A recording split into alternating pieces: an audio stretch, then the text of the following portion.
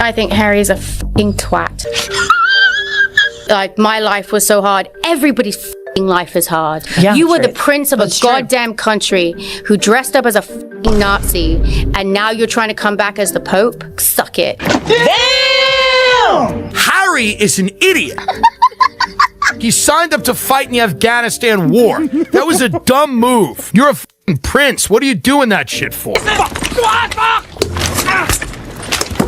He's a whining, whinging, complaining, woe is me, I'm the only one that's ever had mental problems. She's got a point. She's an icon. She's a legend. And she is the... Harry was just dubbed a whiner by Kelly Osbourne for always being the victim and acting as though he's the only one who's ever experienced difficulties. Furthermore, she ruined Meghan's reputation by pointing out that they had been given every significant chance and had failed miserably. You handed the world and every major contract, you had podcasts, you have all of this, and you didn't deliver because you... There's nothing to deliver. Yeah, because you don't have it. And that's okay. And I think they do have a right to privacy, but that doesn't seem to me what they're looking for. Although severe, Kelly's opinion was correct. They had millions of dollars in support, as well as significant platforms like Spotify and Netflix. They were unable to generate anything substantial, though. You know you've made a big mistake when someone from a troubled family like the Osbournes calls you out for squandering possibilities. Speaking about Meghan's impact on others, I've been replaying a particularly painful scene since yesterday. It really sickens me that Alexander Dario disclosed how Meghan's actions practically destroyed her life. We'll talk about that story later. We must first examine Sharon, Kelly's mother, and her recent remarks regarding Meghan and Harry. She's not holding back, I can assure you of that. You know, they were given far too much importance because what do they do? And it wasn't just Sharon who had this thought. When Joe Coy made his Golden Globes joke, it became clear that the whole industry shared this sentiment. Prince Harry and Meghan Markle will still get paid millions of dollars for doing absolutely nothing. And that's just by Netflix. Everyone in the celebrity-filled room knows the numbers, so they all laugh. The documentary they created with their $100 million Netflix agreement received a respectable number of views at first, but what happened next? Since then, Archwell Productions has remained largely quiet. Many in the business went farther and criticized Meghan for what they thought was the true cause of the marriage, even if Netflix continues to pay. Markle is, of course, a lifelong feminist, which she's demonstrated by marrying a prince and giving up her job. Meghan earned about $50,000 each episode as a supporting actress on a television program prior to Harry. She's negotiating deals worth hundreds of millions of dollars after Harry. The career path is self-explanatory. However, Sharon wasn't done pointing out the trends in their actions, especially the reasons behind their inability to move on. Got a great life, you've got a beautiful family, you're so much in love, move on, get a life, move on. And they just can't seem to because their living is by telling their truth on the royal family. That's how they make their living. Take a look at their real work. Although Harry's memoir, Spare, focused primarily on royal complaints, book did well at first. The topic of their Netflix documentary was departing from the royal family. They discussed allegations of royal racism in their Oprah appearance. Every endeavor returns to the same material. It's all just craziness going around and around, and he's turned his life and the royal family's life into a soap opera. Spare disclosed confidential discussions with William and King Charles. Information concerning private family moments and violent altercations. Writing a memoir is not that.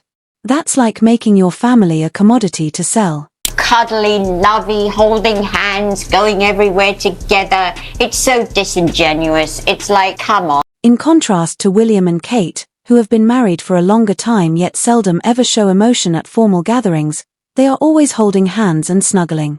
Perhaps some famous couples who don't have to demonstrate their bond at every appearance. Their children's future was perhaps Sharon's most heartbreaking observation. You just think about her children. They have no family. They have their grandmother, Meghan's mum. That's it. There's no cousins, no aunts and uncles, no other grandparents. There's two little babies that have grown up that will never meet or know their cousins because they're not growing up with. 5-year-old Archie has apparently only had a few encounters with King Charles. Despite little knowing the Queen, Lyatt was named after her. These children will grow up as Americans, disconnected from half of their family and heritage.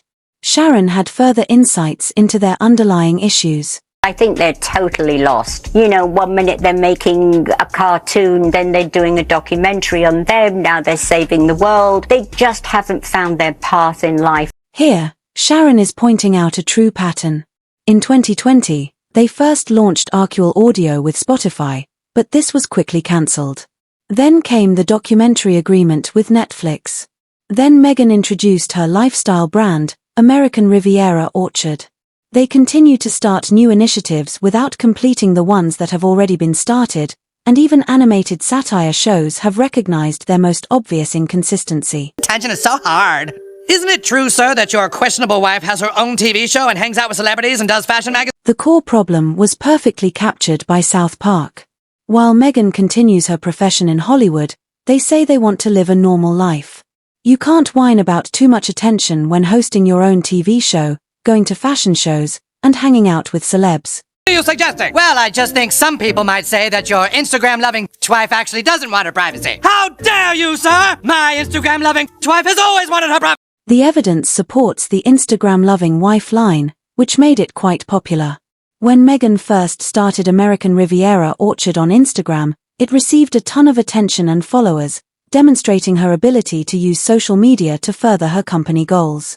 Similar remarks regarding their California way of life were made by the British parody program Spitting Image. In California, we're just a regular couple living close to Oprah and far from the paparazzi. Woo! But not too far. They relocated close to Oprah to Montecito, one of America's most affluent and celebrity-rich neighborhoods.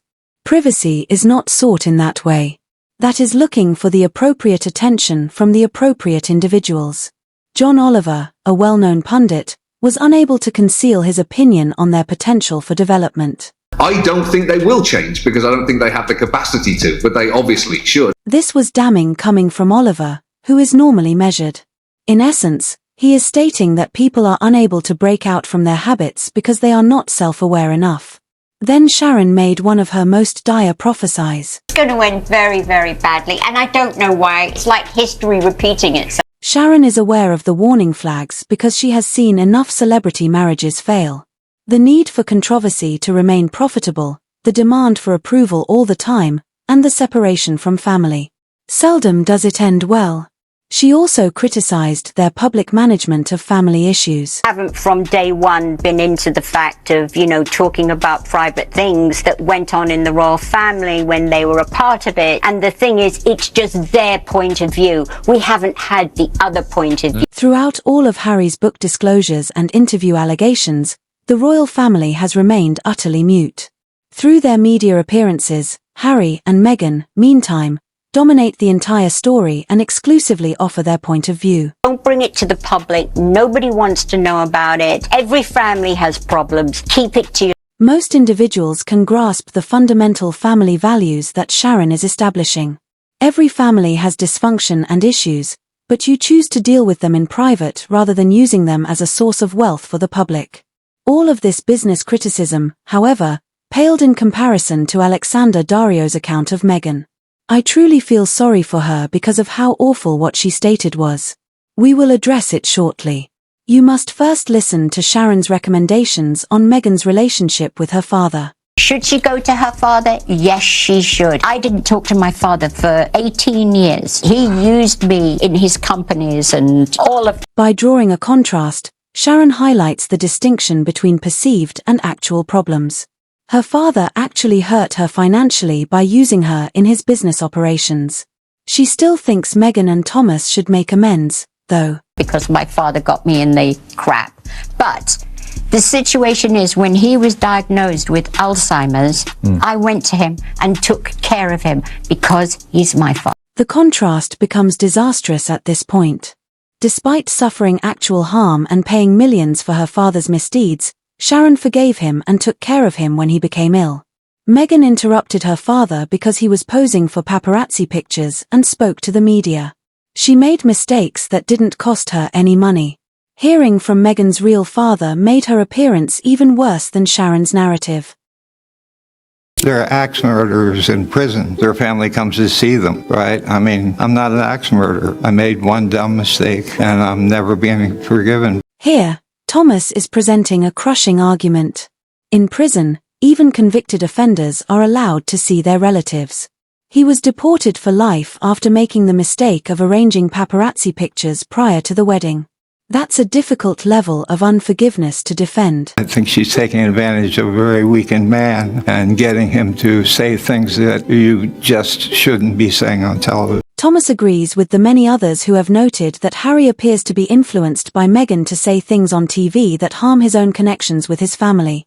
This evaluation is consistent with the dynamic as described by Tim Dillon and others.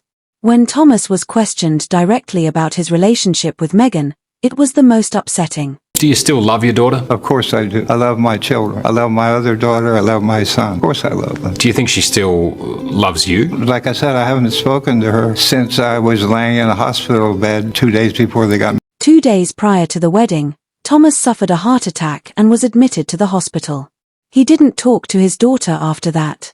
She never got in touch with Harry again, not even to see if he was still alive, after she married him, moved to California, and had 2 kids. Never meet these 2 grandchildren? July 18th, I'll be 77 years old. Most of the Markle men don't make it much past 80. So there's a good chance I might never see my grandchildren. Thomas, who is 77 years old and has a limited amount of time remaining, is accepting the possibility that he might not live to see his grandkids.